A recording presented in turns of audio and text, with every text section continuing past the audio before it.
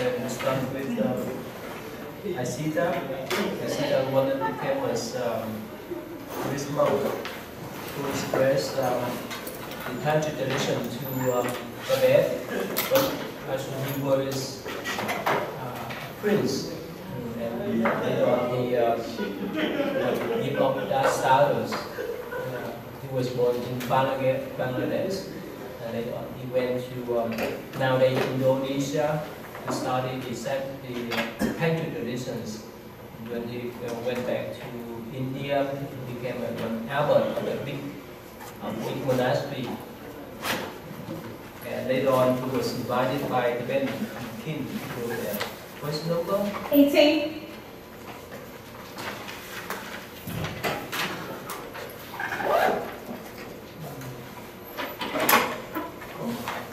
So he has a great impact. Yeah. So he had a great impact on Tibetan tradition because he created what we call Kamapa traditions. That is what we call, because the second wave of Tibetan Buddhism, and from Kamapa this spread to all the traditions. And let's move on to you, Blake. You want to introduce about Tsongkhapa? Yeah, so Tsongkhapa was a Tibetan Buddhist that was prophesied to be born by the Buddha Shakyamuni, and also his parents received these visions that they were going to have this great son who was the fourth son out of 6 to a kind of poor family. And when he was born, this Buddhist teacher named Shoi Domro sent a disciple to his family, and he brought them gifts and told them that he was going to be a really important Tibetan Buddhist monk. And apparently, also another sign of his greatness is when he was born and his umbilical cord hit the ground like a tree grew out of it. And so he started studying at a super young age, and he was acknowledged to be an extremely great scholar because he was a really, really fast reader, and he could read a lot of stuff other people couldn't at a young age. And then he started teaching some of the things he read around our age in his 20s, his early 20s. And he kind of established a following that and they did a lot of great deeds. They rebuilt monasteries, they rebuilt temples, and so he was really responsible for clarifying some principles and some tantric traditions for Tibetan Buddhism. Mm-hmm. So what do you find about you? What is special about you? What's special about you? What was outstanding? How could it be outstanding monks, prominent monks in Tibet? Just all the things he did,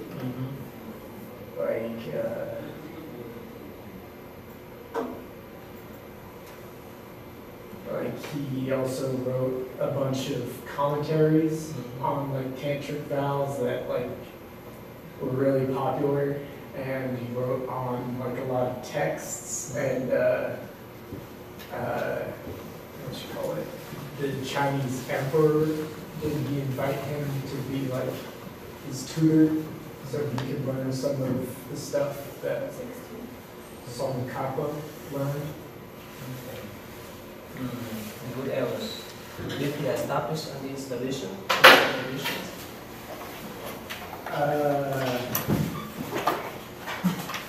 Yeah, he definitely established a few, but I don't remember what it is, so I can try to find it. Yeah, this one here, they call Kolu. Virtual one. Kolu, that's Dalai Lama. That strictly follow the monastic lives. That's why in Tibetan traditions, Tibetan Buddhist tradition, now they have 4 officially is for set, what we call yellow heart set, red heart set, white heart set, and black heart set. That means whenever they do celebration, a ceremony, they wear the hat. So the Ara belong to Kolu, that means yellow set. Yeah. And that's what you want, and they focus on the what's the number in French? 25. No. And that's why they gain more respect later on. And because of him, the Mongol king, emperor gave his first, actually third disciple, the kind of ocean teacher, that's in Dalai Lama. And that's where the Dalai Lama dynasty started.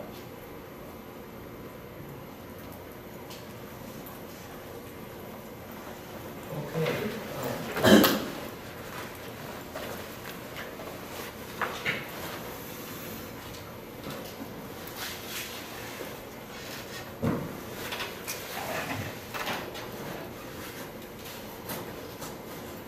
Okay, the next one. Number 3, describe our of these 3 months. So she's not here. So they are the founders of Tantra traditions in China. The first one is Subhakarakispa.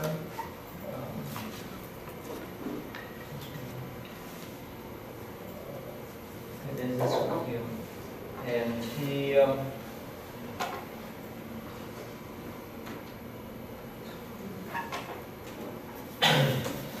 so he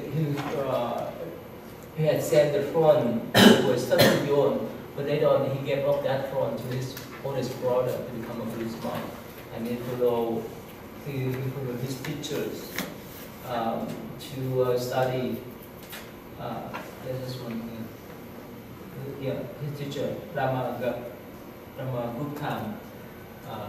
to practice the Tantra traditions. And later on, because of the teacher advice, so he went to China to spread that traditions. And he translated the book is very important. The important book is here.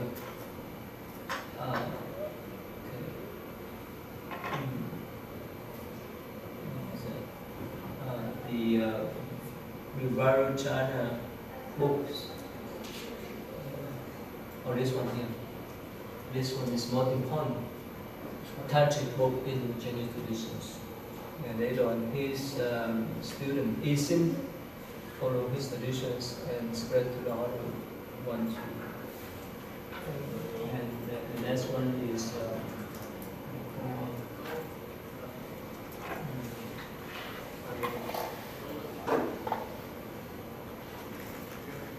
Vajrabodhi.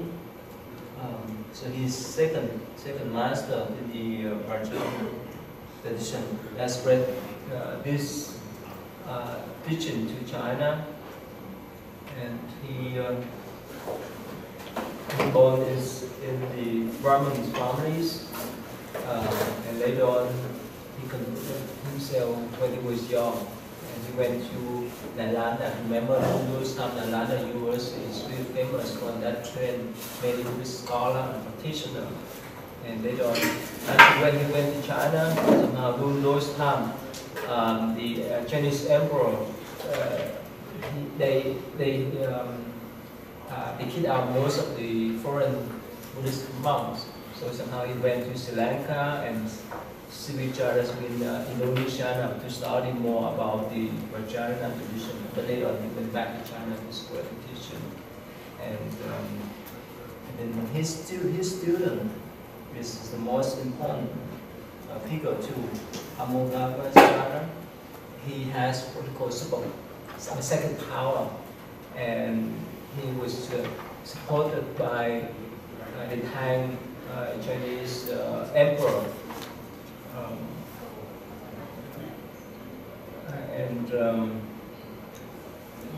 and he was successful to display the Tantra tradition in China.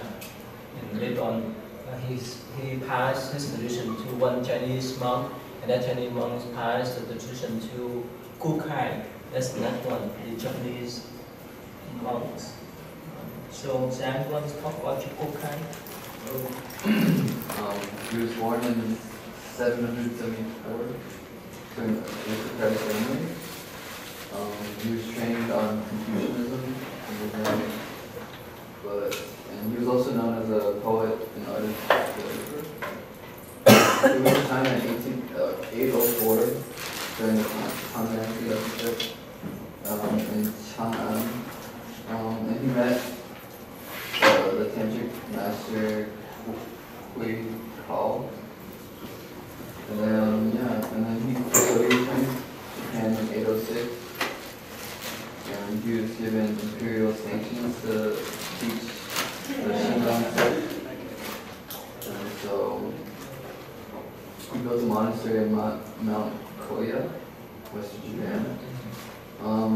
So the Shingon sect basically was just teachings based on the Buddhist Tantra, like I said, and also using mandalas such as the Moon Realm, Diamond Realm, Mandala, and others. He also had really great influence on Japanese Buddhist art that depicted like Buddhist deity. He also wrote this one book, I guess, the Juju Shinran, which is the 10 stages of consciousness that outline Taoism, Confucianism, Buddhism, and he was just outlined these, and then it was written in like a Chinese poetic style. That's all I have to say. His body is still intact in Japan for more than 1,000 years. Jessica, you want to say something? Please. I tried to find him I know that he had a very long requirement I want to find out his how many monastery that he established? Oh, right, I didn't even Actually, he at first he established his own monastery, and later on, because of his influence on the Japanese emperor, so his monastery center become a state sponsor centers, so to spread the teachings. And this is still popular now. Okay, now let's go on. This is what Krishna, you did?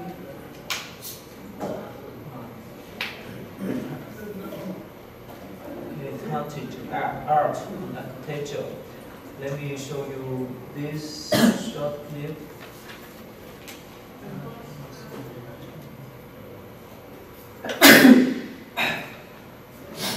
This is the 3D dimension of the tantric mandala. When last time you saw that the Tibetan monks, they did the sun mandala, right? So they basically hold this type of drawing to create the mandala. And remember, this main type of mandala is for each of these mandala has purpose. Let's say some mandala that's for health, pray for health. They pray the medicine master mandala, pray for getting off the unfortunate disaster. They may create the mandala of the compassion, bodhisattva, and so forth. So this is the 3D, two-dimension mandala that they create, how they create this one here. And this is all type of art.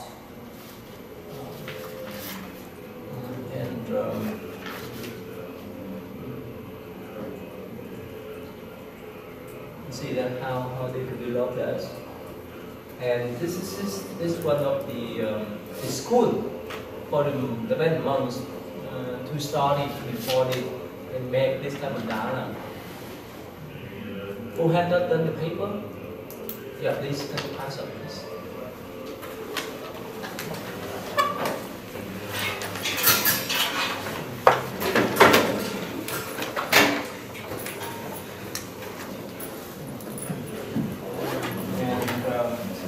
Let me show you one thing about last time I could not find what we call the tantric. This is not a dancing, but some performance. Probably you have not seen this before, right? So before they do this special tantric practice, a celebration. They do this type of tantric dancing. Some meaning there. This is the arm roll.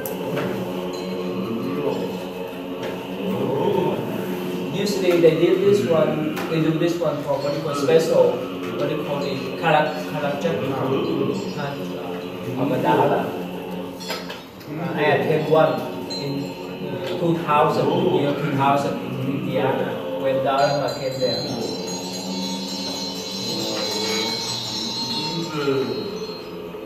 So they follow the sun pattern. And why they do that? They decide some kind of mantra.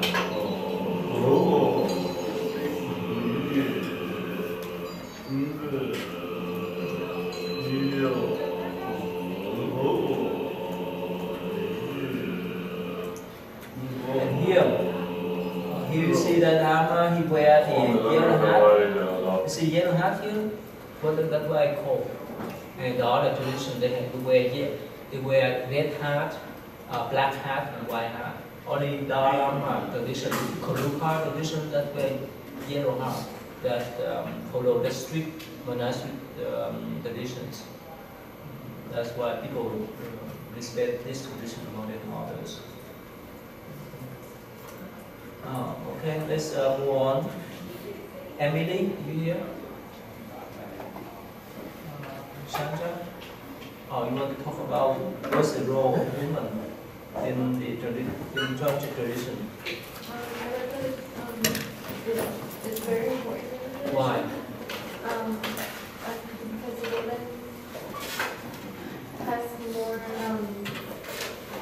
like they describe it like her psyche, or like she's full of energy, more so than the man.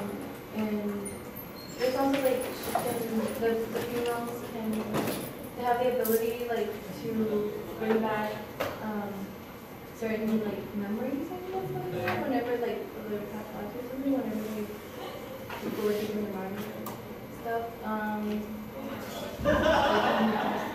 don't know, they just like when I read it, like they said that it's women are like higher than men in the aspect of like, spirituality, and it says that it's easier for women to reach enlightenment than male, because of like they're so full of like good energy.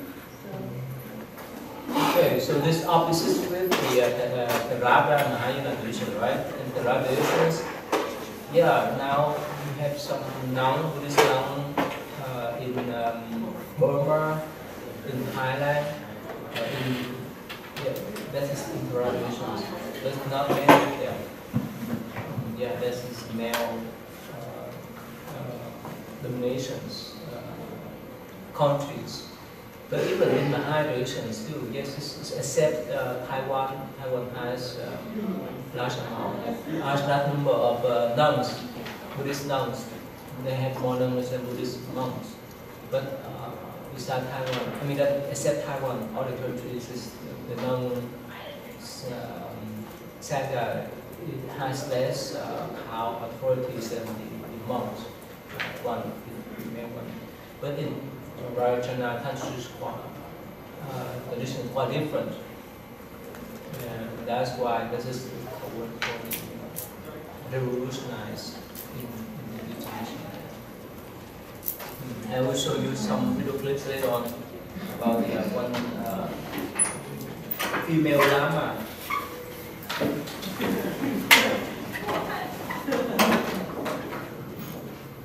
Okay, let's move on to Ray. You want to talk about who are Mahasiddhas? Yeah, so Why? so there were like Buddhist masters who had basically achieved realization of the Buddhist teachings through various life experiences, and their stories are told to inspire others. They're kind of interesting because a lot of them were like laymen, laywomen, or came from different backgrounds, but they all had the same thing in common, which was like an interesting or like dangerous experience that kind of turned them to the Buddhist teachings. For example, we talked about Nagarjuna before. He was one of these Mahasiddhas. He was known as a philosopher and the optimist. He was like a scholar growing up, and he eventually kind of retired in his studies and kind of engaged in sensual pleasures. And him and his friends got tried to sneak into like the temple after hours, and his three friends got beheaded in the cave. He's kind of turned into to learning Dhamma, learning Dhamma, and then he devoted the rest of his life to teaching other sensual. You see, this what we call the Mahasiddhas. Siddhas means enlightenment, awakening, as Maha is great. It's quite different idea, quite different paths. Because in traditions, unless you become a monk or nun, otherwise you cannot achieve the high state of arhatship. So that means for the lay people, yes, during Buddha times you can achieve the first stage, but not the last one. So in order to achieve the last stage of arhatship, you have to be monastics, have to become monks and nuns. But here, in the tradition, no, anyone can achieve enlightenment. That is revolutionized tradition there. Yeah, and even anyone, whether poor, rich, male, female, desperate, or whoever, sincere to practice, they would achieve that state of mind. So that is one of the big difference idea approach between the Tantra tradition and the RELS traditions. All right, so let's number 9. Do you want to talk something about short biography of female Mahasiddha? So one of the ones that I talked about was the Headless Sisters. Mm-hmm. So their story is they originally got married, but they were unhappy because the whole town and their husbands were antagonizing them. And when a guru passed by their home, they told the guru of other problems of how they wanted to run away, but they couldn't because they knew that if they went somewhere else, they would just suffer the same thing. So the guru told them to practice in the sadhana. Am I saying that right? And so they practiced that for 12 years and then accomplished it.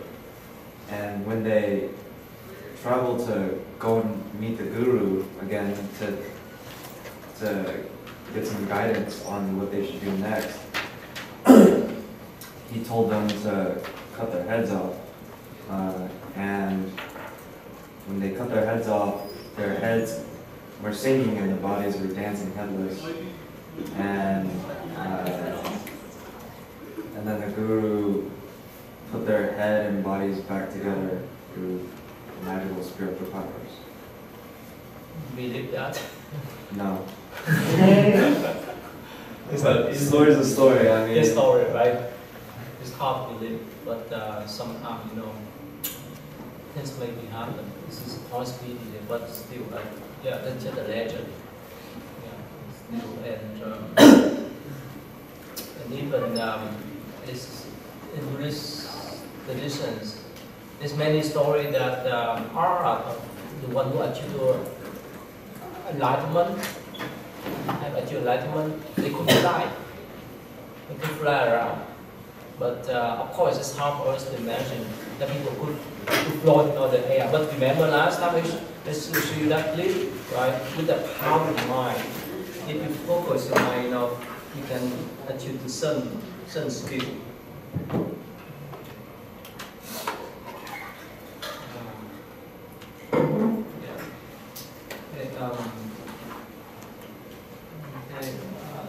And it's Andrew. You want to stay till one more another story of this female Siddhas?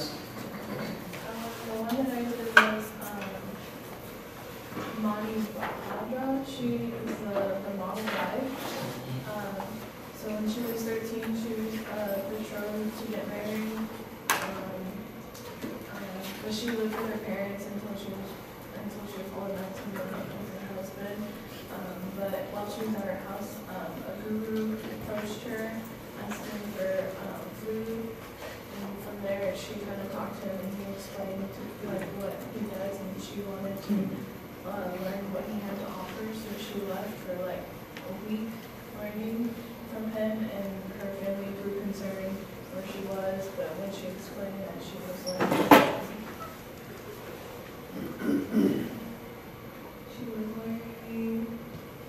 Sahana with motivation, and they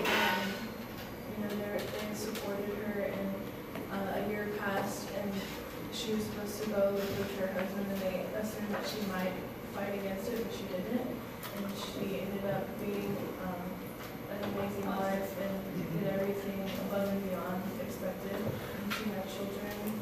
But one day, 13 years later, she went back to where she used to meet the guru, and she fell and broke like a pot. And she kind of says, she sings some song, and somehow she ends up like flying away, like explaining something to her family, and she like leaves. It's like, I couldn't really understand it. But, yeah. Okay. So you see that the idea is even the lady, even anyone can achieve enlightenment. Sarah, in here? Understand? No? You read the story about the crazy princess? Not yet. Not yet? Newton, have you read that story? The crazy princess? There's like a lot of stories that are hard to find. Yeah, the crazy princess is just about one princess. She's tired of her life. So she wanted to go out to study some ways that could achieve enlightenment. So somehow in the court, she acted up like a crazy person. She put the ash on her body, like a crazy lady. So later on, she went to the graveyard to study with a Siddha, that's with the enlightened holy monks, not holy person, not monks. And later on, she achieved that state of mind. So again, you see that the whole idea is anyone in this Tantra tradition, anyone can practice and anyone can achieve enlightenment.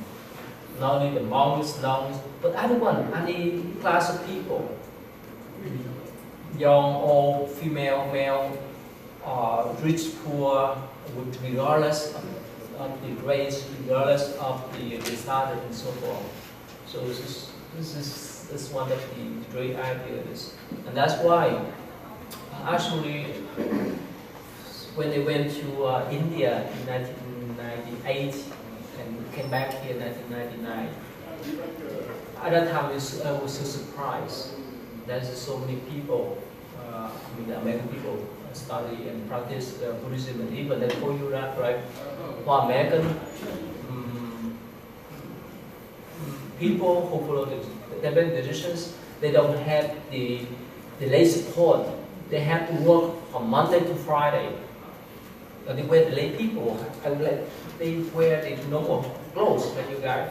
Well, weekend, on Saturday, Sunday, they go to the temple and done the monk robes and nun robes to do the ceremony and to do the practice. For me, at that time, I'm so surprised, but now I understand why. Because it depends upon you. The form is not much important than the mind. And so that's just why the state of mind is the same, but depend upon how much we practice, how much we understand. We can work on that part. Alright, so okay, Tang, let's see. Tang, you want to say something about the tantric deities? There's a few, like one of them is Brahma, that existed, and then there's Indra, of course, because Tantric came from Hindu, like partially Hindu. Yes. So that's the one of the two I know. And so, okay, they have what we call the fearful here. If you don't understand the image, the meaning, it's so fearful. Right, you see the skull here. And so, have you seen? And whether you have you seen this one before? No, never. No, I'm familiar. Yeah. Where? At a monastery. On us? Yeah. Yeah, I don't know this stuff. Oh yeah. It kind of doesn't. So it's so fearful. And here, why? Why it looks so fearful? Why is that? What do you think? Actually, all the image, a picture, in any Buddhist tradition, is represent the mind. Remember, after you have gone through some problems in your life, for example, failed the test, right? Or having conflict with your girlfriends, boyfriends, and so forth. So in your mind, back there, it looks like demon, right? Or demon were active in your mind, right? So this is represent the negative part of the mind. So that's why they have this kind of tantric image. But another thing is, again, in Buddhist tradition, we have what they call the fearfuls or the joyful, and the blessed deities. The blessed deities, like the one who protect us in the blessed way, in the positive way. And the fearful way, or fearful deities, the one who awake us. For example, look at your dad and mom. Your mom holds a palm, right? Our mom holds a palm. If we fail, oh, she may clap. They may clap. Oh, don't worry, son. Don't worry, son. Just move on. But what happens to your dad? Your dad. He may yell to you, "Why you fail the test?" You see. So one is represent the masculine ways of reaction, and another one is feminine way of reaction. You understand that? One is fearful, one is pleasure. Make sense? So when you worship these two deities, it is kind of balanced out in your mind. When you worship with the supportive or pleasant deities, you feel more comfortable. Like you feel comfortable with your mom. Make sense? But when you worship with this joyful or fearful deities, it's like you may deal with your dad. When you make mistake, he yell at you on the spot, and so forth. You understand that? So that's the aspect of deities. To ask of support. They still support you, but in different ways. You understand that? One is more passive way, a passive way. One is more in the aggressive way to support you, to protect you. That's why they have this type of fearful deities there. Oh, by the way, let me go one more time. Who is doing the presentation? All right, we do. I just mentioned that this May 4. May 4. It's Thursday. This is Thursday.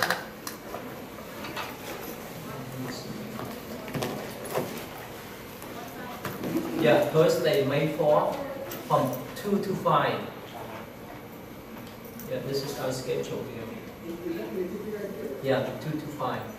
This is the last day, okay? Is that when the final paper due? Yeah. You can give me before. Okay? So I can read it. You said, not saying I'm one of those students, but the students at RPI, is that the last day that you're taking anything? Oh, no, I'm sorry, no. I take it back.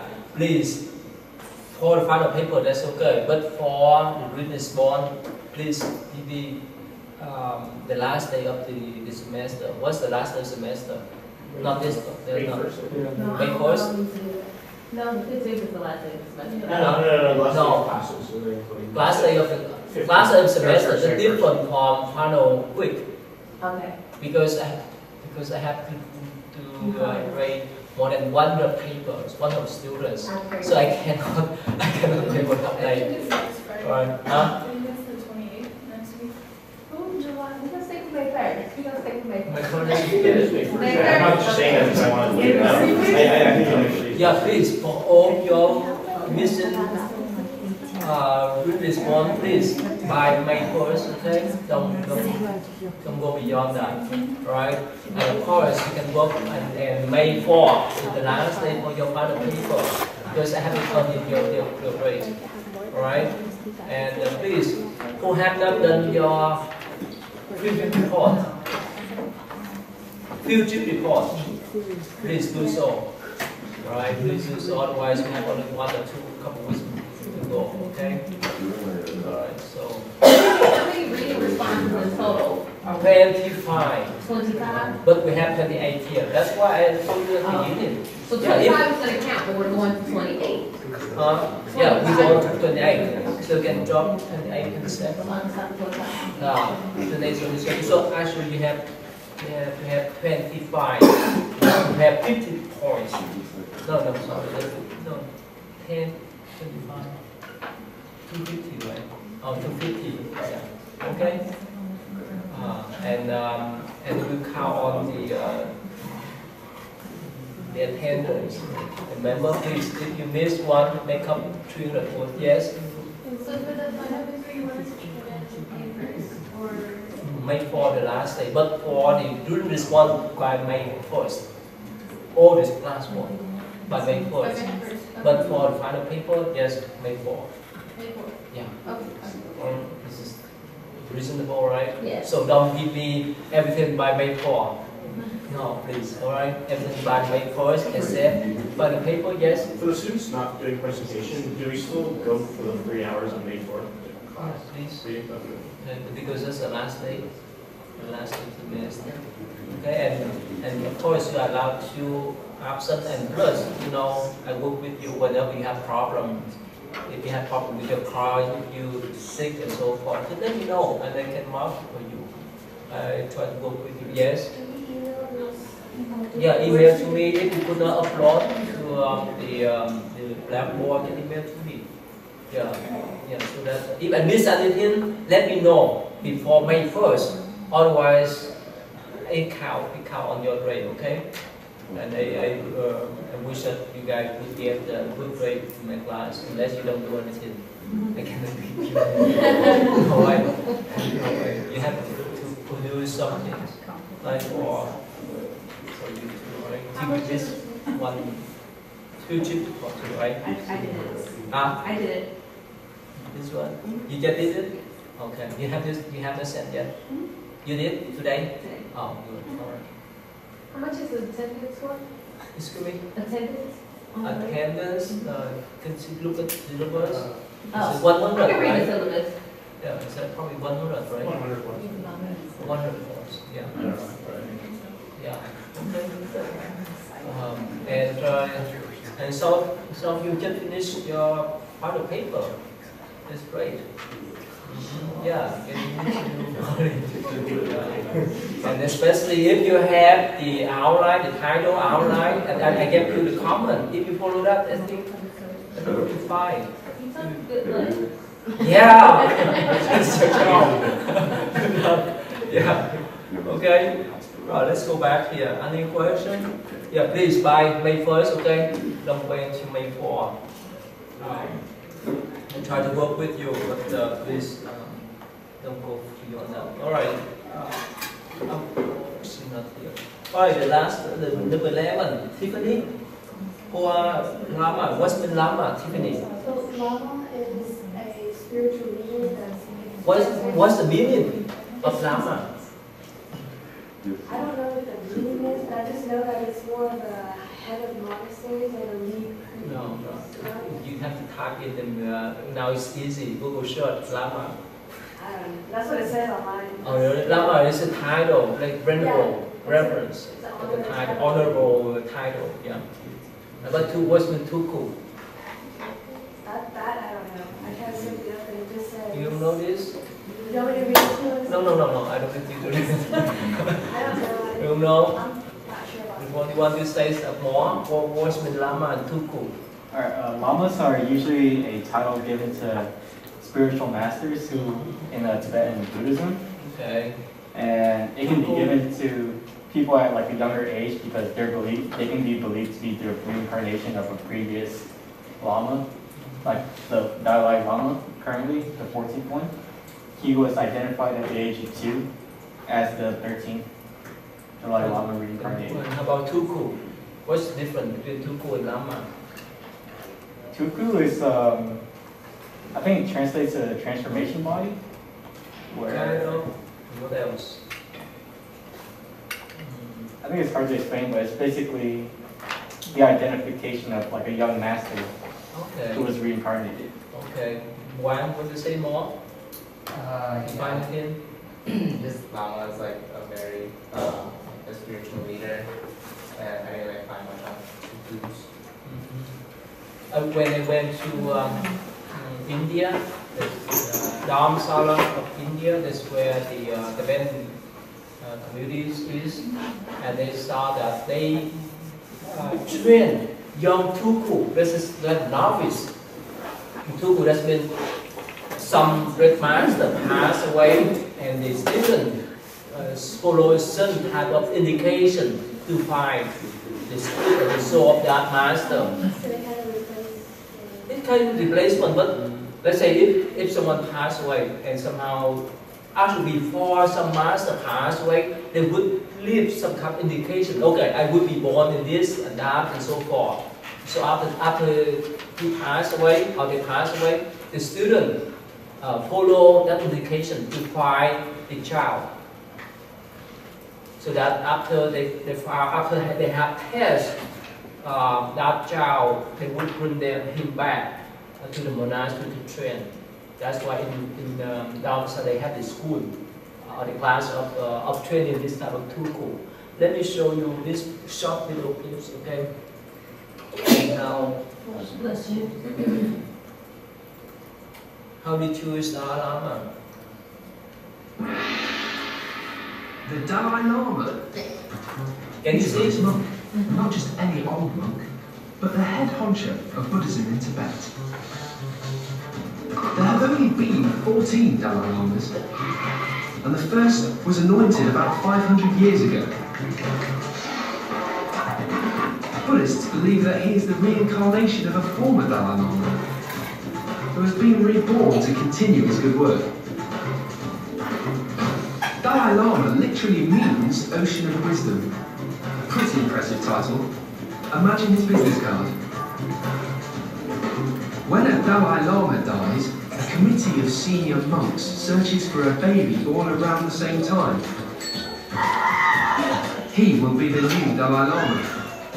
It can take a bit of detective work to track him down. There are 3 ways to find a new Dalai Lama. The first method is for a monk to dream about the location that will identify him. The second is to consult an oracle lake in the Tibetan highlands. Here, the monks meditate and wait for the lake to point the way. The third way is to follow the smoke from the cremation of the dead Dalai Lama to the boy's location. Once the child has been identified, he's presented with several artifacts. Some of these belong to the previous Dalai Lama. If the boy chooses correctly, then he's the real deal. The current Dalai Lama was recognised when he was 2 years old. A vision from the Oracle Lake identified his village and house. But his reign was short-lived. In 1950, Chinese troops invaded Tibet and took control.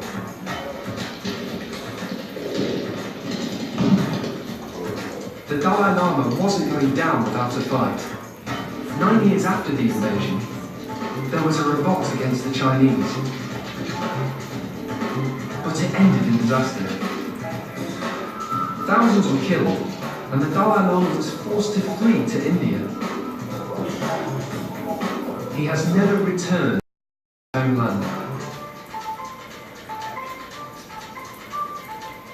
You know, in our Vietnamese tradition, I don't know about our tradition, that's for the children, when they reach to, actually when it's the first birthday of their life,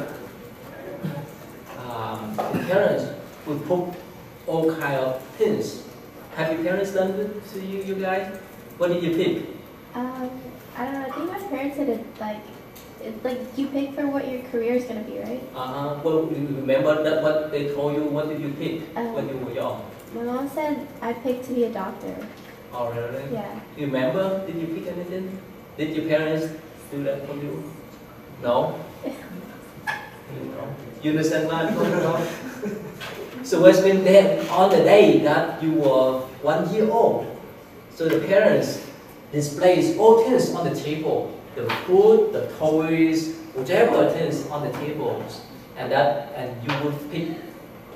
And it would indicate your future career. You know this friend?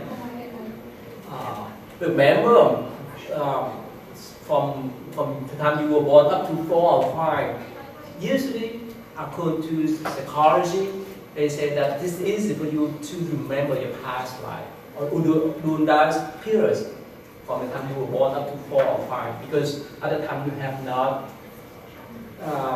been affected by society or any kind of doctrine, principle and so forth. So that's why it's easy for the child to recognize whichever things he or she is familiar with. Right? So this normal. So that's why, you know, I told you many times, right?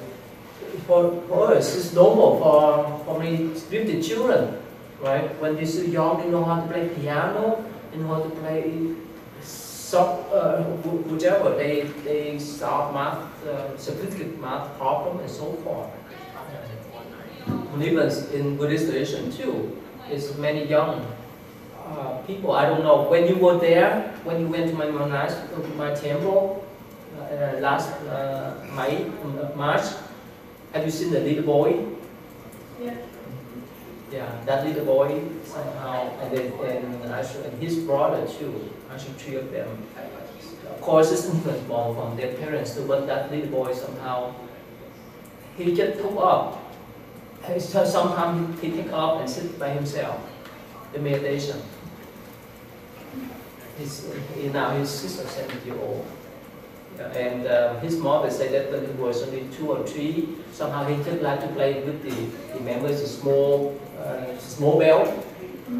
Right. He just like to play with that. So again, this is your habit to pass. When you pass away and move on to the next life in Buddhist field, that you will come back in different person, in different physical body, but your mentality, your habit pattern is still there. Whichever way you have done, whichever things you have accumulated. So don't worry that you get lost in Buddhist field. Nothing is lost. You come back in different body, different life, but it's similar, the same personality. So, all right. Let me show one more clip. All right. This is what we call the female Lama, American female Lama.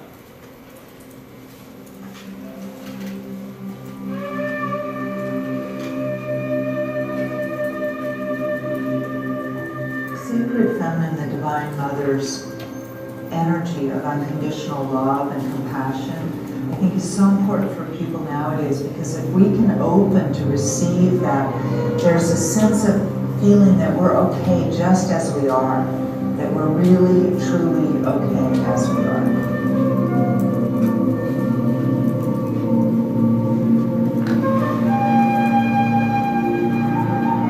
Remember, in the class we're not supposed to raise dog and cat, but somehow she had that.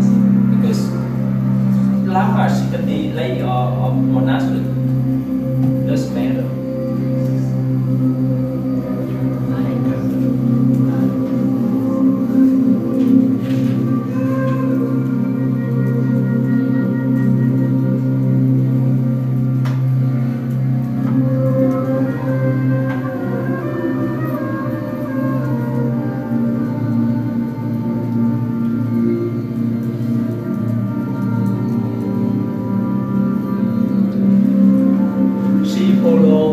Red heart tradition, that's why she still keep the hair.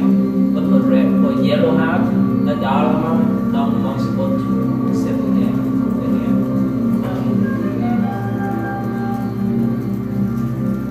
Can you see clearly? The wrong can be cut off, the light in the way. Refuge in bodhicitta and formation. Until enlightenment, I take refuge in the Buddha, Dharma, and Sangha. Through the accumulation of merit and wisdom, may I awaken. I had to get used to being a Lama. It really wasn't something I'd ever considered or planned on. And yet, I really wanted to allow the teachings to continue to flow from my teachers out to other people. And so when people kept asking me to teach, I agreed.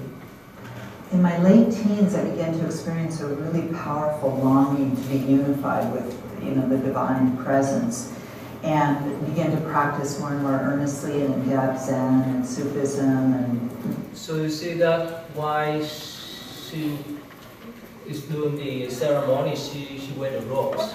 Otherwise, she's still a lay person. That's a bit different between I just told you. She follow the red heart traditions. It's different from yellow heart.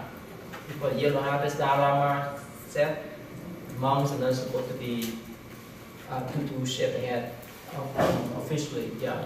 But for them, there's no problems. And there's many people of that. This what they call, and she goes to ask a Lama. It's a Lama II in the Tibet traditions. She was recognized by some high lamas, the high master in the Tibet traditions. And there's many female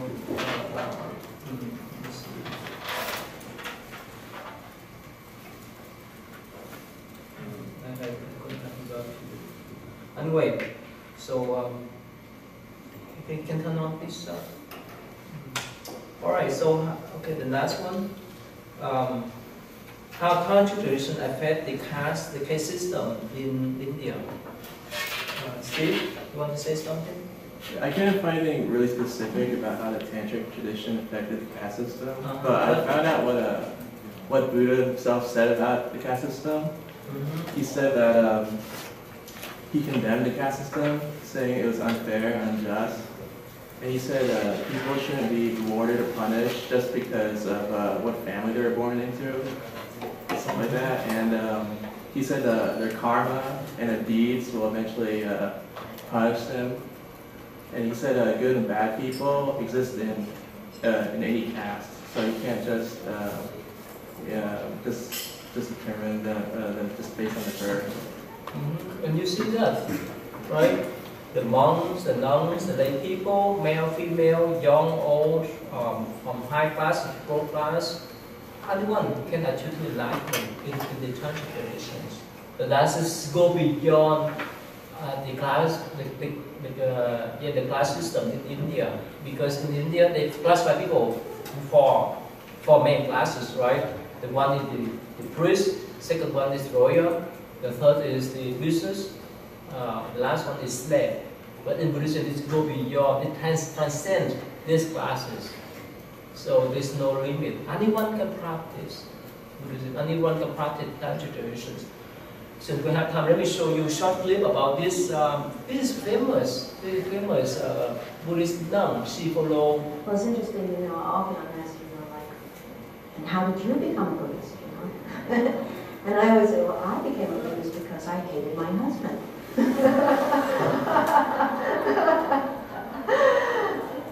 So my situation was that in the second marriage, I actually talk about this in When Things Fall Apart. I was innocently drinking a cup of tea in front of our house in New Mexico on this beautiful day. And my husband walked around the corner and told me that he was having an affair with somebody and he wanted a divorce. Then it turned out he didn't have to do affairs. Quite do something. So I was so undone with this. And I think actually I've met a lot of people since that for some reason, divorce is always painful. Okay, anyway, so you see that in Buddhist tradition, you learn the meditation, right? Vipassana, Samadhi, right? You learn the Pure Land, right? You learn the Zen traditions, and you learn this kind of Tantra tradition. See, in Buddhist world, like there's all kind of traditions, all kind of ways or techniques for people to follow. It's up to your skill. It's up to you to pick up the traditions. And even in Zen traditions, I forgot to tell you about some enlightened ladies. One story that one lady, she went to seek a teaching from her Zen master, and her Zen master told her, well, go home and let go of everything. Let go, which means put down everything. Right?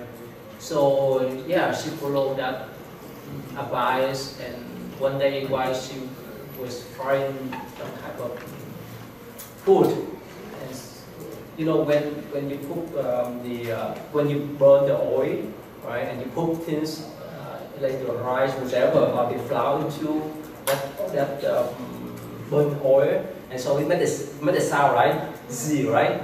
And at that moment, when she put that food inside that boiling oil, Z, and somehow she got enlightenment on the spot.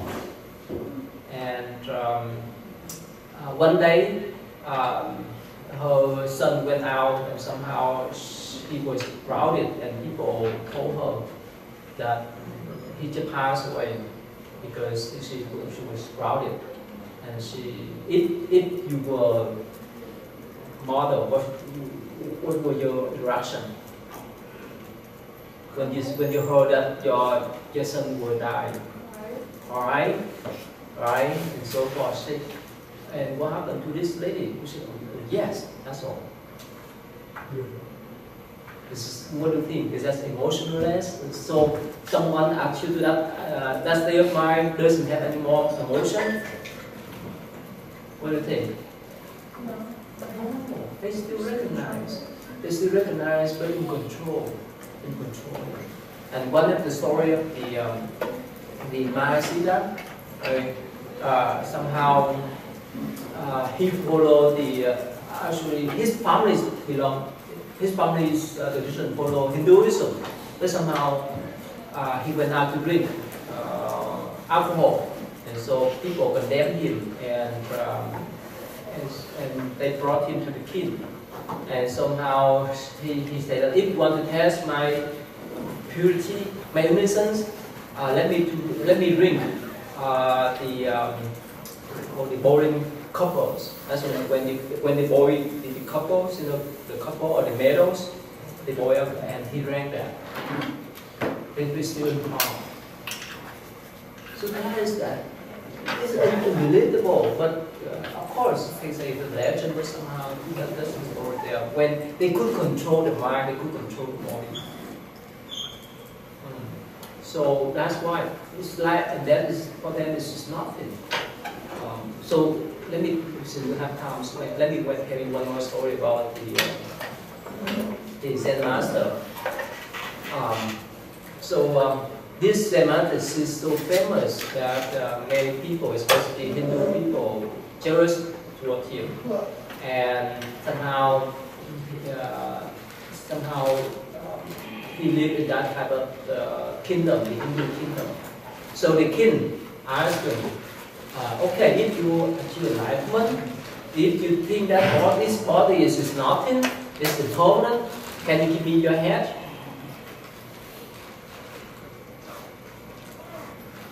He asked for the head of the other monks. And this monk said, no, okay, yeah, I know. This body is impermanent. If you need the head, I can cut off and chop off for you. So he chopped off. And of course, somehow, according to the story, you can say the legend, instead of blood, somehow it's like the milk in his body. It is flow out of his body. And probably you may not believe much, but in my own experience, that for the one who purifies the mind, the body is pure too. So that's why, remember I told you about the Buddhist relic, remember? Right? When your mind pure, your essence or even your bone and so forth is pure too. So again, this part of legend is part of reality. Unless you are in that position, you will recognize. It's not otherwise. If you are silent, something you can say. All right. So let's we finish up early today with you guys. Do you have some paper? Where's the paper? All right. So see you in this